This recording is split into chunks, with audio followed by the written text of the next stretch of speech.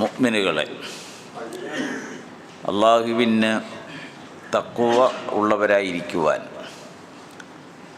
ഇഹപര ജീവിത വിജയം കരസ്ഥമാക്കുന്നതിന് വേണ്ടി അള്ളാഹുവിൻ്റെ വിധിവിലക്കുകളോട് ജീവിതത്തെ ക്രമപ്പെടുത്തുവാനും ചിട്ടപ്പെടുത്തുവാനും, ജീവിതത്തിലുടനീളം പരിപൂർണമായ നിലയിൽ അച്ചടക്കം പാലിക്കുവാനും, മുസ്ലിമുകളായി ജീവിച്ച് അതേ നിലയിൽ മരണപ്പെടുവാനും ആഗ്രഹിക്കണമെന്നും യത്നിക്കണമെന്നും എല്ലാവരെയും ഉണർത്തുകയും ഉപദേശിക്കുകയും ചെയ്യുന്നു. ഈ മഹത്തായ റമളാനിലെ മൂന്നാമത്തെ ജുമുഅയ്ക്ക് നമ്മളെല്ലാവരും സാക്ഷികളാവുകയാണ്. ലോകം എമ്പാടും വിശിഷ്യ 2 ഹറമുകളിലും ചെറിയ പള്ളികൾ മുതൽ ഏറ്റവും വലിയ പള്ളികൾ വരെ വിശ്വാസികളുടെ സാന്നിധ്യം വഴി തിങ്ങി നിറഞ്ഞ ജനസാഗരം തീരുന്ന ഒരു ദിവസമാണ് ജുമുഅ ദിവസം. അടുത്ത ജുമുഅ കുറച്ചുകൂടി ആവേശകരമായിരിക്കും. ജുമുഅയുടെ വലിപ്പവും അതിൻ്റെ പ്രതിഫലവും അതിൻ്റെ മഹത്വവും അതുവഴി ലഭ്യമാകുന്ന അനുഗ്രഹങ്ങളും മനസ്സിലാക്കും തോറും ജുമുഅയെ അത് പൂർണ്ണമായ നിലയിൽ ഉൾക്കൊള്ളുവാനും തൻ്റേതാക്കി മാറ്റുവാനും മുസ്ലിം സമൂഹം ഉത്സാഹം കാണിക്കുന്നു എന്നതാണ് അതിൻ്റെ ഒരു കാരണം.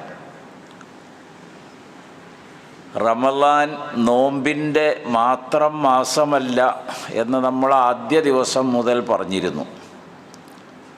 ഷഹ്റുസ് സ്വബിരി വ ഷഹ്റുൽ മുവാസാത്ത്. ഇമാം തുർമുദിയുടെ ജാമിയിൽ രേഖപ്പെടുത്തിയ ഒരു ഹദീസിൽ അള്ളാഹുവിൻ്റെ റസൂൽ പറഞ്ഞത് ക്ഷമയുടെ ഒരു മാസമാണ്, സഹനത്തിൻ്റെ, ഉൾക്കൊള്ളാൻ സ്വന്തം ജീവിതത്തെ പരിശീലിപ്പിക്കുന്ന ഒരു മാസം.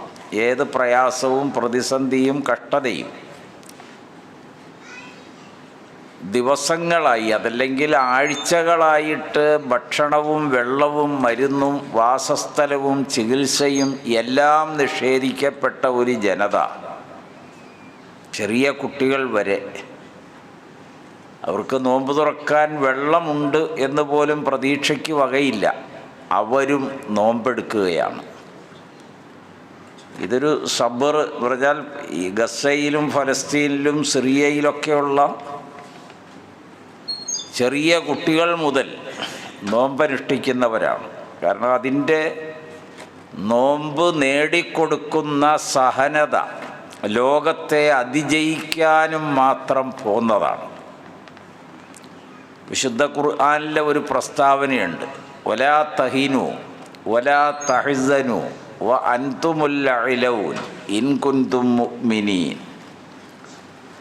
നിങ്ങൾ നിന്ദ്യരോ താഴ്ന്നവരോ പരിഹാസ്യരോ ഒന്നുമല്ല, ദുർബലരല്ല, കഴിവ് കുറഞ്ഞവരല്ല. അതുകൊണ്ട് തന്നെ നിങ്ങൾ മനക്ലേശങ്ങൾ വച്ചു പുലർത്തേണ്ടവരോ ദുഃഖിക്കേണ്ടവരോ അല്ല. നിങ്ങൾ തന്നെയാണ് ഉന്നതന്മാർ. ഔന്നത്യത്തിലെത്തുന്നത് നിങ്ങളാണ്, നിങ്ങൾക്കതിൽ വിശ്വാസമുണ്ടെങ്കിൽ. ഈമാൻ ഉൾക്കൊള്ളുന്ന ഒരു ജനത, അവർ ഏത് നിലയിലും ലോകത്തിൻ്റെ നെറുകയിൽ തന്നെയാണ് ചെന്ന് ചേരുക എന്നാണ് ഈ ആയത്തിൻ്റെ ആശയം. ഒരുപക്ഷെ നമുക്ക് തോന്നും ഇത് പരാജയമാകാം, അല്ലെങ്കിൽ തൂത്ത് തുടച്ചു കളയലാകാം എന്നൊക്കെ ഉദ്ദേശിക്കാം. പക്ഷെ അങ്ങനെയല്ല.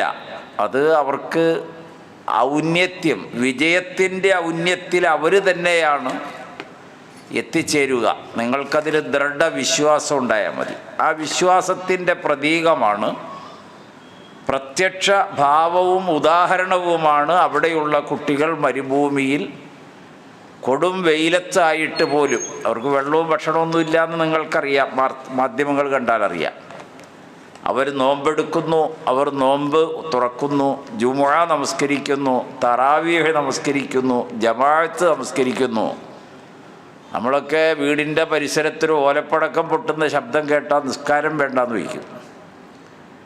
ഇതല്ല, ഇതൊക്കെ ഒരു പ്രചോദനമാണ്. നമ്മൾ ചുറ്റുവട്ടങ്ങൾ കാണുമ്പോൾ ഇസ്ലാം അത് അതിജയിക്കുന്നത് ഈ ലോകത്തിൻ്റെ ഏത് ഗതിക്കും അപ്പുറത്തേക്കാണെന്ന് മനസ്സിലാക്കാനാണ്.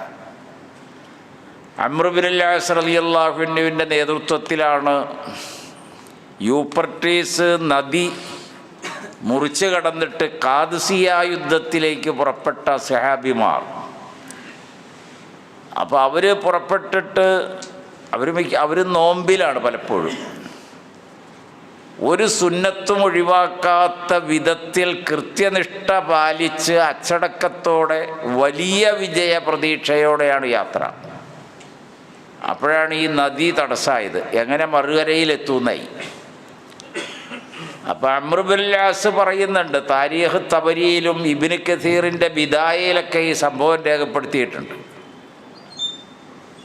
അദ്ദേഹം പറഞ്ഞു, നമ്മളിപ്പോൾ കൂടെ ആരൊക്കെയാണുള്ളത്? അപ്പം നബിയുടെ അനുചരരായ നമ്മൾ ആരൊക്കെയാണ് കൂടെയുള്ളത്? റസൂലുള്ള വളർത്തിയ സഹാബിമാരാരൊക്കെയാണ്? അപ്പോൾ നോക്കി ഓരോരുത്തരുടെയും പേര് പറഞ്ഞു.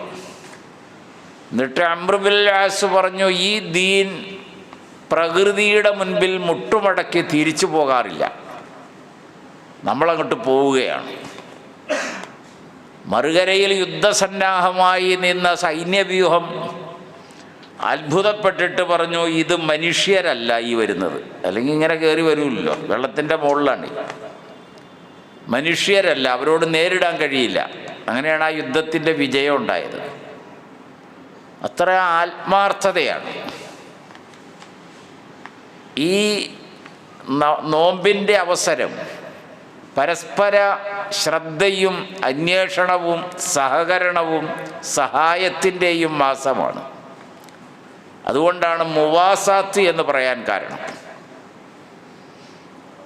തബൂക്ക് ഇന്ന് ഇസ്ലാമിക രാജ്യത്ത് വളരെ പ്രധാനപ്പെട്ട ഒരു ടൂറിസം പ്ലേസാണ് ഇന്ന് തബൂക്ക്.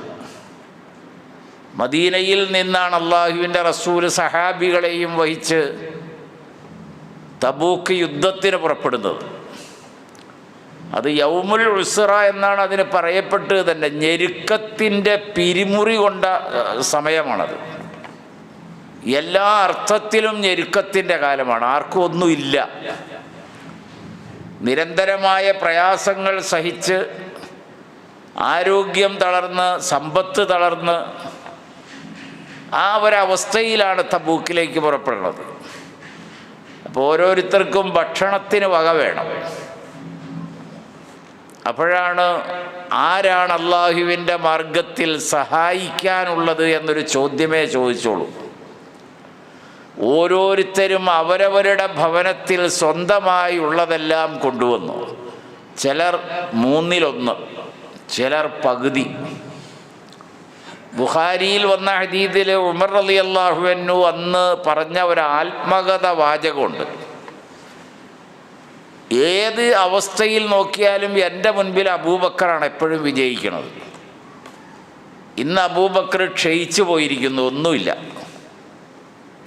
അദ്ദേഹം വളരെ പ്രധാനപ്പെട്ടൊരു സംഭവം അത്. അബൂബക്കറിന് ഇന്ന് ഒന്നുമില്ല, എല്ലാം കൊടുത്തു തീർന്നു പോയി. അദ്ദേഹം മോചിപ്പിച്ച അടിമകൾക്ക് എത്ര എണ്ണമുണ്ടോ? അപ്പോൾ ഉമർ പറയുന്നുണ്ട്, ആത്മകഥം ചെയ്യുന്ന വാചകം ഇമാം ബുഖാരി അദ്ദേഹത്തിൻ്റെ സഹീഹിൽ രേഖപ്പെടുത്തുന്നു, ഇന്ന് ഞാൻ അബൂബക്കറിനെ ജയിക്കും. കാരണം എൻ്റെ സമ്പത്തിൽ പകുതിയാണിത് കൊണ്ടുവരുന്നത്. അപ്പോൾ റസൂലുള്ള ചോദിക്കുന്നുണ്ട്, മദീന പള്ളിയുടെ അകത്തിരുന്നിട്ട് ഓരോരുത്തരും കൊണ്ടുവന്ന് നബിയുടെ മുൻപിൽ ചൊരിയുന്ന ഈത്തപ്പനയുടെ പഴത്തിൻ്റെയും കാരക്കയുടെയും ഗോതമ്പും യവവും നെയ്യും ഇതൊക്കെയാണ് കൊണ്ടുവന്നിട്ടുള്ളത്. അപ്പോൾ ഉമറിനോട് ചോദിച്ചപ്പോൾ ഉമർ പറഞ്ഞു, ഇതെൻ്റെ സമ്പത്തിൽ പകുതിയാണ്, അത് തന്നെ വലുതാണ്. നമ്മൾ ആ ഒരു സാഹചര്യമാണ്. അപ്പോൾ അത് കഴിഞ്ഞിട്ടാണ് അബൂബക്കർ സിദ്ദീഖ് വരുന്നത്. അപ്പം നബി അദ്ദേഹത്തോട് ചോദിക്കുന്ന ചോദ്യമാണ് പിന്നെ ഹദീസിൽ വന്നത്, ബുഖാരി. മാതാ അബ്ഖൈത ലി അഹ്ലിക യാ അബൂബക്കർ ഖാല അബ്ഖൈതു ലി അഹ്ലി അല്ലാഹ വറസൂലഹു. നമുക്കൊന്നും പറയാൻ കഴിയില്ല കേട്ടോ ജീവിതത്തിൽ ഇത്. അബൂബക്കറെ, നീ എന്താണ് വീട്ടിൽ നിനക്ക് വേണ്ടി എന്ത് മാറ്റി വച്ചിട്ടുണ്ടെന്ന്, ഭവനത്തിന് വേണ്ടി, മക്കൾക്ക് വേണ്ടി. അപ്പോൾ അദ്ദേഹം പറഞ്ഞ മറുപടി ഉണ്ട്, അള്ളാഹുവിനെയും അവൻ്റെ റസൂലിനെയും, വേറൊന്നുമില്ല, ഇതെല്ലാം എൻ്റെ സർവവുമാണിത്. അത്രയധികം സാമ്പത്തിക സ്വരൂപം നടത്തിയിട്ട് പുറപ്പെട്ടൊരു യുദ്ധമാണ്. എന്നിട്ടും ഒന്നും തന്നെ യോദ്ധാക്കളുടെ എണ്ണവും ആവശ്യവും പരിഗണിക്കുമ്പോൾ ഒന്നിനും എത്താത്തിടത്താണ്. കാരണം അത്രയേ ഉള്ളൂ എല്ലാം കൂടിയിട്ട്. ഇനി ആ യാത്രാ സംഘത്തിലെ സഹാബികൾ പറയുന്നു, അവർ പറയുന്നതാണ് ഇനി അടുത്ത വാക്ക്, ഞങ്ങളിൽ ചിലരുടെ കയ്യിൽ 7 കാരയ്ക്ക, പഴുത്ത സുക്കിരി അല്ല കേട്ടോ, നമ്മൾ മേടിച്ച് തിന്നെ നോമ്പ് തുറക്കാൻ ഉപയോഗിക്കണില്ലേ, അതല്ല, ഇത് കടിച്ചാൽ പൊട്ടാത്ത വെള്ളത്തിലിട്ട് കുതിർത്തി തിന്നുന്ന സാധനം. ചിലരുടെ കയ്യിൽ 11 കാരയ്ക്ക, ചിലർക്ക് 5 എണ്ണം. അത് ഞങ്ങൾ മടിയിൽ വയ്ക്കും. അവരുടെ വേഷവും നമുക്കറിയാമല്ലോ അല്ലേ. ഇന്നതൊന്നും നമ്മുടെ മുൻപിൽ ആരുമല്ല. അങ്ങനെ ഒരു ഒറ്റമുണ്ടുടുത്ത ഒരാൾ വന്നാൽ നമുക്ക് അയാളെ സംബന്ധിച്ച് ഒരു പൈസയുടെ വില നമ്മൾ നൽകൂല. അയാൾ മടിയിൽ വയ്ക്കും. ഞങ്ങൾ നടക്കും. നടന്നിട്ട് കാലിൻ്റെ അടിയിൽ പൊള്ളലേറ്റ് മണൽപ്പുറത്ത് നടന്ന് അത് തഴമ്പ് വന്ന് അത് പൊട്ടി, എന്നിട്ട് ഞങ്ങൾ തുണി വച്ചിട്ട്, തുണി മുറിച്ചിട്ട് കീറിയെടുത്തിട്ട് കാൽപാദം ചുറ്റിക്കെട്ടു, അല്ലാതെ നടക്കാൻ കഴിയില്ല. അങ്ങനെ പോകുമ്പോൾ ഞങ്ങളതിൽ 1 കാരയ്ക്ക എടുത്ത് വായിലിടും, എന്നിട്ട് വെള്ളം കുടിക്കും. വെള്ളം കുടിച്ച് കഴിയുമ്പോൾ അതെടുത്ത് മടിയിൽ വയ്ക്കും. ഇത് 1 ദിവസം 2 ദിവസം കൊണ്ട് നടക്കുന്നൊരു യുദ്ധമല്ല ഇപ്പം ഈ പറയണത്. ഇസ്ലാമിൻ്റെ അജയ്യത സ്ഥാപിക്കുന്നതിന് അള്ളാഹുവിൻ്റെ റസൂൽ എടുത്തൊരു തീരുമാനമാണത്. അത് വിജയം ആ വെന്നിക്കൊടി സ്ഥാപിച്ചേ നാട്ടിയിട്ടേ തിരിച്ചു വരാവൂ. അതുകൊണ്ടാണല്ലോ വൻ പാപങ്ങളിൽ ഒന്ന് അൽ ഫിറാറു മിൻ സബീലില്ല, അള്ളാഹുവിൻ്റെ മാർഗത്തിൽ ഇറങ്ങിപ്പുറപ്പെട്ട ഒരാൾ തിരിച്ചു പോകലാണ്. അയാൾ മടങ്ങാൻ പാടില്ല. അപ്പോൾ അങ്ങനെ പോകുമ്പോൾ ഞങ്ങൾ വെള്ളം കുടിക്കും, എന്നിട്ട് ആ കാരയ്ക്ക മടിയിൽ വയ്ക്കും. അങ്ങനെ ദിവസങ്ങളോളം ഇത് ഞങ്ങൾക്ക് മതിയായിരുന്നു എന്ന്, ഭക്ഷണത്തിന് ഇത് മതിയായിരുന്നു. ആ തരത്തിൽ അള്ളാഹുവിൻ്റെ മാർഗത്തിൽ ഈമാനോടുകൂടി പടച്ചവനിലെല്ലാം സമർപ്പിച്ചിട്ട് വലിയ പ്രതീക്ഷയോടെ ഇറങ്ങിപ്പുറപ്പെട്ടപ്പോൾ ലോകത്തെ അതിജയിക്കുന്ന ഒരു വലിയ ഉമ്മത്തായി ഈ ദീൻ വളർന്നു. അതിനെ ഇനി ഇല്ലാതാക്കാൻ ഒരുപാട് ശ്രമങ്ങളുണ്ട് പല ഭാഗത്തും. എന്തെല്ലാം ശ്രമങ്ങൾ! ആ ശ്രമങ്ങളിൽ പലതും നമ്മൾ ഗൗരവമായി ആലോചിച്ചാൽ പല കുറവുകൾ കൊണ്ടുണ്ടായി തീരുന്നതാകാം, നമ്മുടെ തന്നെ ന്യൂനതകൾ. അതെന്തായിരുന്നാൽ പോലും ഈ ദീൻ മുന്നോട്ട് തന്നെ സഞ്ചരിക്കും എന്നാണ് പറയാനുള്ളത്. മഹാനായ സയ്യിദ് ഖുത്ബ് ഒരു പുസ്തകം എഴുതി, ഇസ്ലാം ഇന്നലെ, ഇന്ന്, നാളെ. നിങ്ങൾ എത്ര പേര് വായിച്ചിട്ടുണ്ടെന്ന് എനിക്കറിയില്ല. ഇസ്ലാമിൻ്റെ ഇന്നലെകൾ നബിയും സഹാബികളുടെയും കാലമാണ് പറയുന്നത്. ഇന്നത്തെ നമ്മുടെ എല്ലാ സൗകര്യങ്ങളും ആസ്വദിച്ച് അതിൻ്റെ മുകളിൽ ജീവിക്കുന്ന നമ്മുടെ അവസ്ഥയാണ്. നാളെ എങ്ങനെയാണ് നമ്മൾ അതിജയിക്കാൻ ശ്രമിക്കുന്നത് എന്ന ചോദ്യത്തിലാണ് ആ പുസ്തകം അവസാനിപ്പിക്കുന്നത്. വളരെ പ്രധാനപ്പെട്ടൊരു പുസ്തകമാണ്. ഞാനിത് സൂചിപ്പിച്ചത് മനുഷ്യർ ക്ഷമ മാത്രം അവലംബിക്കലല്ല, ക്ഷമയിൽ അതിജയം കരസ്ഥമാക്കാൻ പരിശീലിക്കലാണ് ഈ റമദാൻ. അതിൻ്റെ തെളിവാണ് ആ കുട്ടികളടക്കം, വിധവകളടക്കം, അനാഥ കുട്ടികളും വിധവകളും പ്രായമുള്ളവരൊക്കെ അങ്ങനെയാണ്. അബൂ അയ്യൂബുൽ അൻസാരി റളിയല്ലാഹു അൻഹു തുർക്കിയിൽ നമ്മൾ ചെല്ലുമ്പോൾ അവിടെ ഒരു പള്ളി കാണും. അത് അദ്ദേഹത്തിൻ്റെ പേരിലുള്ള പള്ളിയാണ്. 92 വയസ്സ്. എന്തിനതിട്ടെ?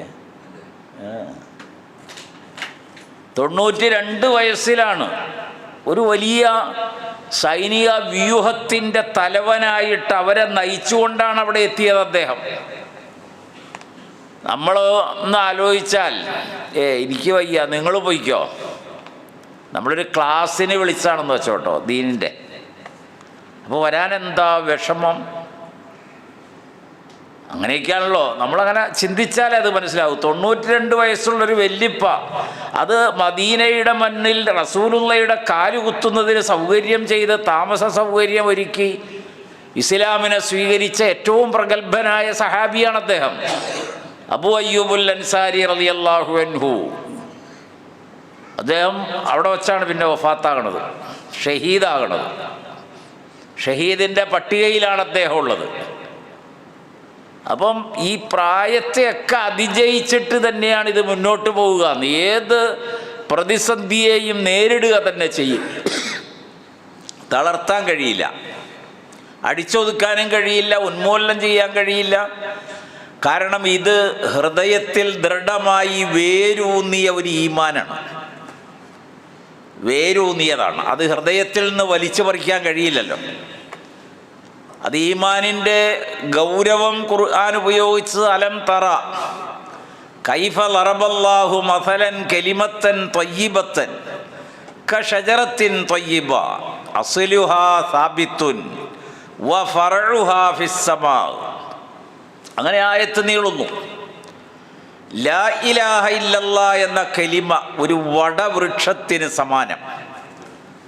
അത്രയും വലിയ ഭീമമായ വൃക്ഷം നിൽക്കണമെങ്കിൽ അതിൻ്റെ താഴ്വേര് എത്ര ആഴത്തിൽ ഭൂമിയുടെ അന്തർഭാഗത്തിറങ്ങണം. അതിനെ സപ്പോർട്ട് ചെയ്യുന്ന ആയിരക്കണക്കിന് ശിഖരങ്ങൾ നിലനിൽക്കുന്നതിനുള്ള ആവശ്യമുള്ള വേരുകൾ വേണം. അതുകൊണ്ട് തന്നെ കാറ്റിനു പോലും ചലിപ്പിക്കാൻ കഴിയില്ല. അത് ഖുർആനൊരു ഉപമ പറഞ്ഞതാണത്. അതാണ് ഈമാൻ. നബി സല്ലല്ലാഹു അലൈഹി വസല്ലമ ബദറിൻ്റെ രണാങ്കണത്തിലാണ്. സഹാബികളിൽ ഓരോരുത്തരും അടുത്ത സന്ദർഭം എനിക്ക് ലഭിക്കണം എന്നാഗ്രഹിച്ചവരാണ്. എന്ത് സന്ദർഭം? ഷഹീദ് എന്ന സ്ഥാനം. എനിക്ക് ഇതിനകത്ത് നിന്ന് തിരിച്ച് മദീനയെ പോലോ വീട്ടിൽ പോലോ അങ്ങാടി പോലോ അല്ല ലക്ഷ്യം, മറിച്ച് ഞാൻ ഷഹീദാകണം. സഅദ് റളിയല്ലാഹു അൻഹു മരണശയ്യയിൽ കിടന്ന് കരയുന്നത് അതിനു വേണ്ടിയാണ്. ഞാൻ എന്തെല്ലാം സമയത്ത് പങ്കെടുത്തു നബിയുടെ കൂടെ, ഷഹീദിൻ്റെ പദവി എനിക്ക് കിട്ടിയില്ലല്ലോ, എനിക്ക് രക്തസാക്ഷിയാകാൻ കഴിഞ്ഞില്ലല്ലോ എന്ന്. ദുനിയാവിനെ വിട്ടിട്ട് ദീനിനെ സ്വീകരിച്ചപ്പോഴുള്ള അവസ്ഥയാണ് ഞാൻ ഈ പറഞ്ഞത്. അപ്പോൾ ക്ഷമയും മുവാസാത്തിൻ്റെയും സമയമാണ്, സഹായ സഹകരണം.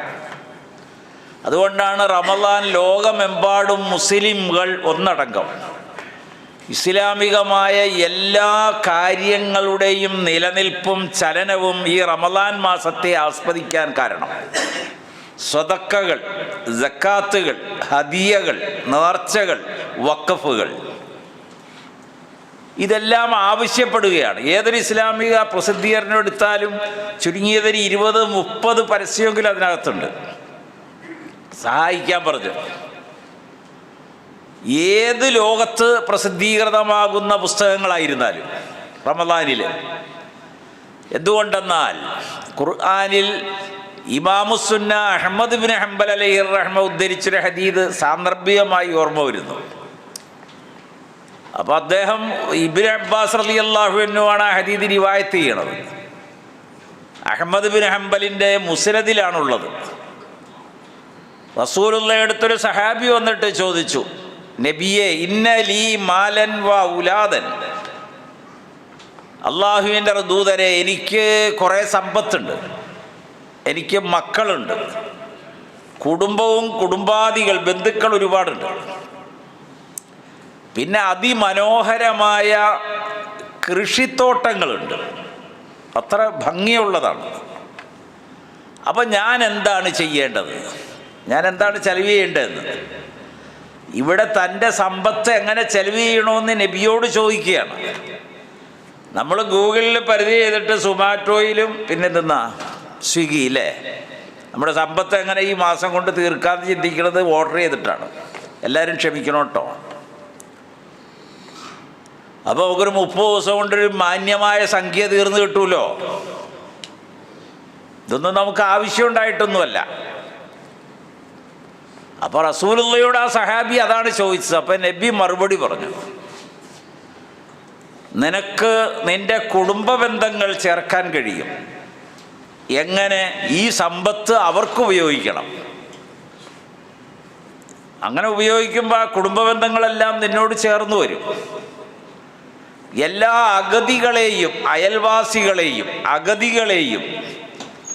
അഗതികളെ പറഞ്ഞിട്ട് നബി പറഞ്ഞത് വസായിലീൻ, ആവശ്യമുള്ള സാധുക്കളുണ്ട്, ഇങ്ങനെ ചോദിച്ചു വരുന്നവർ, ഇന്ന കാര്യമാണ് എന്ന് പറഞ്ഞു വരുന്നവർ, അവരെയും നീ ചേർത്ത് നിർത്തുക. ഇതാണ് നീ ചെയ്യേണ്ടത്. സൂറത്തുൽ ബഖറ, യസ്അലൂനക മാദാ യുൻഫിഖൂൻ, ഈ ഹദീസ് വിവരിക്കുന്നത് അങ്ങനെയാണത്. അവർ നിന്നോട് ചോദിക്കുന്നു എന്താണ് ചെലവ് ചെയ്യേണ്ടത്.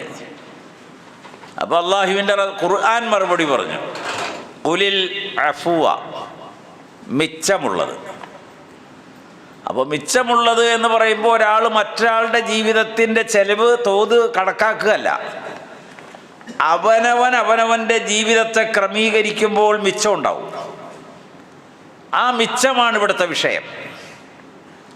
ക്രമീകരിക്കാതിരുന്നാൽ ആർക്കും ഒന്നും മിച്ചം ഉണ്ടാവില്ല.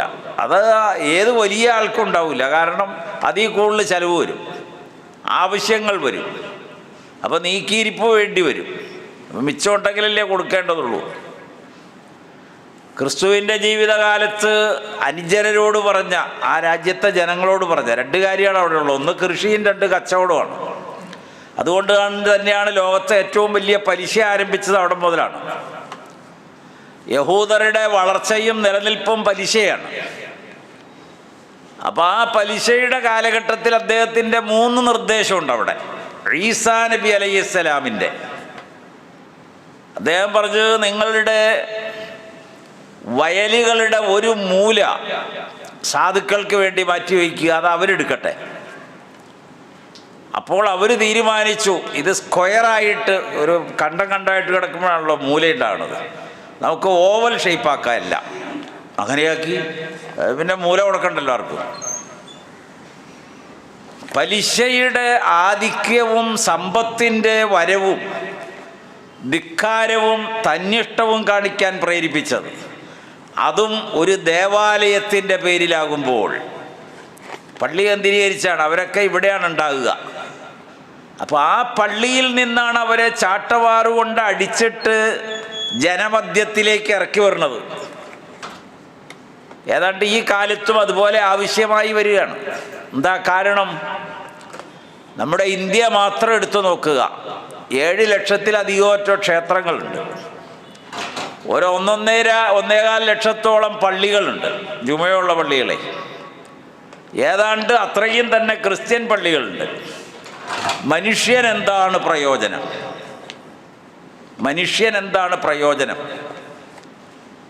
മനുഷ്യരെ പരസ്പരം ഓരോ ദിവസവും ശത്രുവിൻ്റെ എണ്ണം വർദ്ധിപ്പിക്കാൻ ദേവാലയങ്ങളും ദൈവവും മതവും സഹായിച്ചു കൊണ്ടിരിക്കുന്നു എന്നല്ലാതെ മനുഷ്യനെ കാണാൻ കഴിയുന്നുണ്ടോ?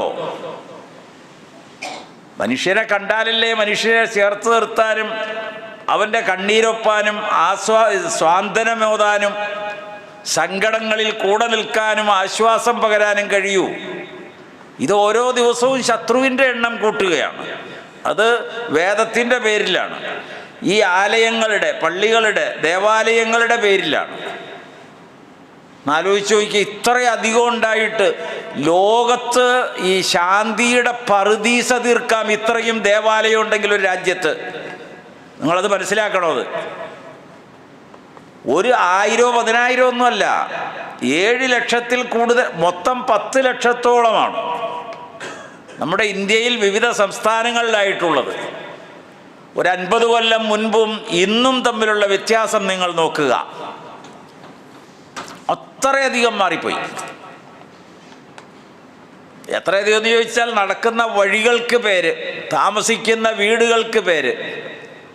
വേറെ ആർക്കും അവിടെ നടക്കാനും അവകാശമില്ല, വീട് മേടിക്കാനും വീട്ടിൽ താമസിക്കാനും അവകാശമില്ല. മരിച്ചുപോയൊരു എഴുത്തുകാരൻ MB നാരായണപിള്ളയാണ്. അദ്ദേഹം എഴുതിയ ഒരു ജീവിതാനുഭവമുണ്ട് ബോംബെയിൽ ചെന്നിട്ട്. വളരുന്ന ഘട്ടോ സംസ്കാരം എന്നാണ് ആ ഹെഡിങ് കൊടുത്തത് അദ്ദേഹം. എന്താ കാരണം? ആ ഭാഗത്തുള്ള വീടുകളിൽ താമസിക്കണമെങ്കിൽ ബാങ്ക് ഉദ്യോഗസ്ഥനായി ചെന്നൊരാളുടെ അനുഭവമാണ് വിഷയം. അയാൾ സീനിയർ പോസ്റ്റിലാണ്. അദ്ദേഹത്തിന് വീട് അന്വേഷിച്ചപ്പോൾ നിങ്ങൾക്ക് കിട്ടൂല, അത് മുസ്ലിം ഗല്ലിയാണ്. ഇത് കിട്ടുമോ? ഇല്ല, അത് ജൈനൻ്റെ ഗല്ലിയാണ്.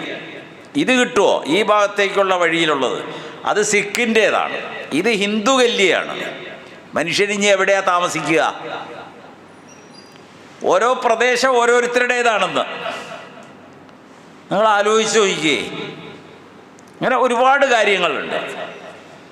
അവിടെയാണ് ഈസാ അലൈഹിസ്സലാം ധീരമായ നടപടിയെടുത്തത്.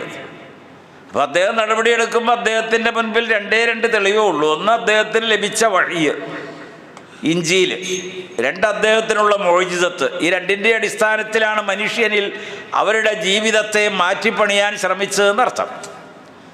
ഖുർആൻ രണ്ടാമത് പറഞ്ഞു, ഖുലിൽ അഫ്വ പറഞ്ഞെടുത്താണ് ഞാൻ ഇത്രയും പറഞ്ഞത്. രണ്ടാമത് ചോദിച്ചൊരു ചോദ്യമുണ്ട്, യസ്അലൂനക മാദാ യുൻഫിഖൂൻ. സൂറത്തുൽ ബഖറയിൽ തന്നെയാണ് ഈ രണ്ടാമത്തെ ചോദ്യവും.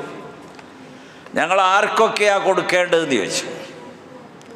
അപ്പോൾ അള്ളാഹു മറുപടി പറഞ്ഞു, ഖുൽ മാ അൻഫഖ്തും മിൻ ഖൈരിൻ. നന്മ, ധർമ്മം, നീതി, പ്രതിഫലം ആഗ്രഹിച്ചത്, അള്ളാഹുവിൻ്റെ വജ്ഹ് ലഭിക്കാൻ നിങ്ങൾ ധർമ്മം ചെലവ് ചെയ്യുന്നുവെങ്കിൽ, നിങ്ങൾ സമ്പത്ത് ഉപയോഗിക്കുകയാണെന്ന് വെച്ചോ, ഫലിൽ വാലിദൈൻ, ഒന്നാമത്തെ അവകാശികൾ നിങ്ങളുടെ വാപ്പയും നിങ്ങളുടെ ഉമ്മയുമാണ്, നിങ്ങളുടെ മാതാപിതാക്കൾ. വൽ അഖ്റബീൻ, തൊട്ടടുത്ത് നിൽക്കുന്നത് അടുത്ത ബന്ധുക്കളാണ്. 3 വൽ യത്താമ, മൂന്നാമത്തത് അനാഥ കുട്ടികളാണ്. 4 വൽ മിസ്കീൻ, അഗതികളാണ്, പാവപ്പെട്ടവർ, അവർക്കാണ് കൊടുക്കേണ്ടത്. സൂറത്തുർ റൂം, ഫആതി ദൽ ഖുർബാ ഹഖഹു, അടുത്ത ബന്ധുക്കൾക്ക് അവരുടെ അവകാശം നൽകണം.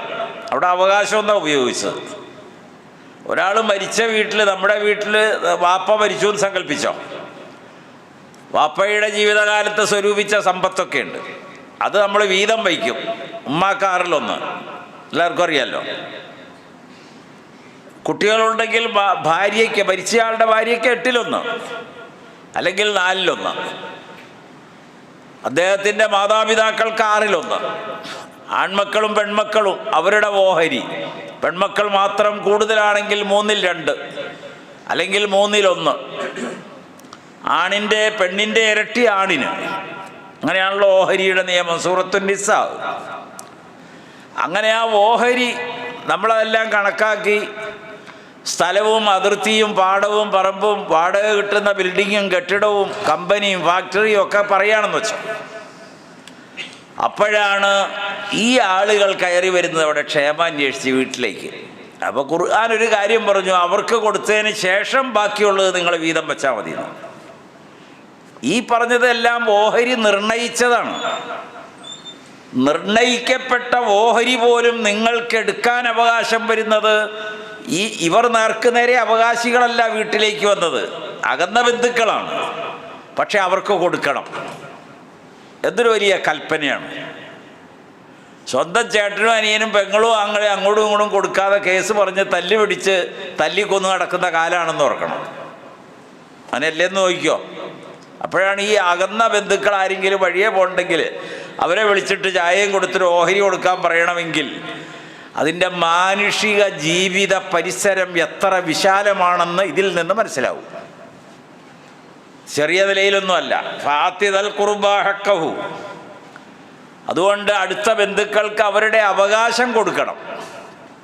വൽ മിസ്കീൻ, അഗതികൾക്ക് കൊടുക്കണം. വബ്ന സബീൽ, യാത്രക്കാർക്ക് കൊടുക്കണം. ഇപ്പം നമ്മുടെ നാട്ടിൽ വരുന്നതൊക്കെ ചിറ്റൂരിൽ നിന്നാണ് യാത്രക്കാരായിട്ട് വരുന്നതേ. ആന്ധ്രയിലെ ചിറ്റൂരാട്ടോ, മലയാളം പറയില്ല അവർ. അത് ഒരു സ്ഥലത്തുനിന്നും വന്നതല്ല. ആരും ആകട്ടെ, യാത്രക്കാരായ ആളുകളുണ്ട്. ട്രെയിൻ യാത്രയും ബസ് യാത്രയും ഫ്ലൈറ്റ് യാത്രയൊക്കെ ചെയ്യുന്നവർ. ഫ്ലൈറ്റ് യാത്രയിൽ ഒരാൾക്കൊരാവശ്യം വന്നാൽ നമ്മൾ കൊടുക്കുമോ? പിന്നെ അവന് നടന്നു പോയിക്കൂടെ എന്ന് ചോദിക്കും. ഫ്ലൈറ്റിൽ യാത്ര ചെയ്യാനേ ഈയുടെ കാലത്ത് 5 ഒട്ടകമുണ്ടെങ്കിൽ സക്കാത്ത് വാജിബായി. 5 ഒട്ടകം എന്ന് പറഞ്ഞാൽ അറബ് രാജ്യത്തെ സംബന്ധിച്ച് അവരുടെ സമ്പദ്ഘടനയിൽ ഏറ്റവും വലിയ സംഖ്യ ഉണ്ടെങ്കിലേ 5 ഒട്ടകം ഒരാൾക്ക് മേടിക്കാൻ പറ്റുള്ളൂ. ചെറിയ നിലയിലൊന്നും കഴിയില്ല. അപ്പോൾ ആ 5 ഒട്ടകമാണ് അതിൻ്റെ അടിസ്ഥാന സമ്പത്തിൻ്റെ അടിസ്ഥാനം. അപ്പോൾ സക്കാത്ത് നിർബന്ധമായി. അവിടെയാണ് അള്ളാഹുവിൻ്റെ റസൂൽ പറഞ്ഞത്, കുതിരപ്പുറത്താണ് ഒരാൾ നിൻ്റെ വീട്ടിലേക്ക് വന്നത്, അവനും കൊടുക്കണം. നീ എന്താ കഴുത ഉപേക്ഷിച്ചിട്ട് കുതിര മേടിച്ചതെന്ന് ചോദിക്കണ്ടെന്ന്. അല്ലേ നമ്മുടെ ഇന്നത്തെ അവസ്ഥയെ പറഞ്ഞാൽ ബെൻസ് കാറിലാണ് വന്നേന്ന് ഉദാഹരണം. അപ്പം അതിൽ കൂടുതൽ ഉദാഹരണം പറയാൻ കഴിയില്ലല്ലോ. അവനും അവകാശം നിർണയിച്ചതാണ് ഇസ്ലാം, അവനൊരു ആവശ്യക്കാരനായതുകൊണ്ട്. അപ്പോൾ യാത്രക്കാരുണ്ട് ഇവിടെ. ദാലിക ഖൈറുൻ ലില്ലദീന യുരീദൂന വജ്ഹല്ലാഹ്, അള്ളാഹുവിൻ്റെ വജ്ഹ് മഹ്ശറയിൽ പ്രതീക്ഷിക്കുന്നവർക്ക് ഇതാണ് നല്ലത്. ഈ പറഞ്ഞവർക്കൊക്കെ കൊടുക്കൽ. വ ഉലൈക ഹുമുൽ മുഫ്ലിഹൂൻ, അവർ തന്നെയാണ് വിജയികൾ.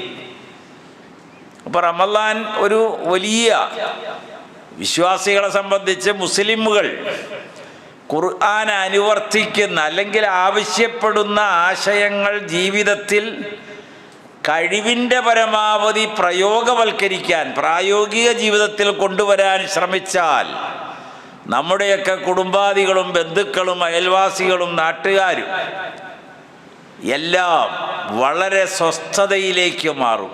ആവശ്യങ്ങൾ പരിഹരിക്കപ്പെടുന്നു, അവരുടെ ആവശ്യങ്ങൾ അവശേഷിക്കില്ല. ആ നിലയിൽ ആളുകളെ പ്രാപ്താക്കുകയാണ്.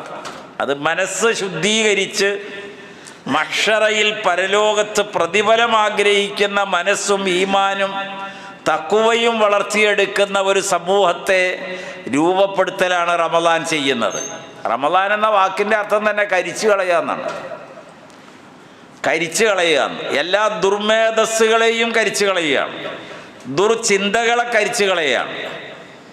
എന്നിട്ട് മനസ്സിൽ തളിരിടുന്നത് ആത്മസംസ്കരണമാണ്, നിർമ്മല ഭാവങ്ങളാണ്, അള്ളാഹുവിനെ കുറിച്ച് ഏറ്റവും നല്ല പ്രതീക്ഷയാണ്. അങ്ങനെ സ്വന്തം ജീവിതവും മരണവും ഖബറും മരണാനന്തര ജീവിതവും ഒക്കെ ജീവിതത്തിൽ വലിയ സ്വാധീനം ചെലുത്തുന്ന ഒരു മാസമാണ് യഥാർത്ഥത്തിൽ റമളാൻ. ആ നിലയിലാണ് നമ്മളത് കാണേണ്ടത്. മുത്തഖീങ്ങളിൽ മുഅ്മിനീങ്ങളിൽ അള്ളാഹു നാം ഏവരെയും ഉൾപ്പെടുത്തി തെരുമാറാകട്ടെ.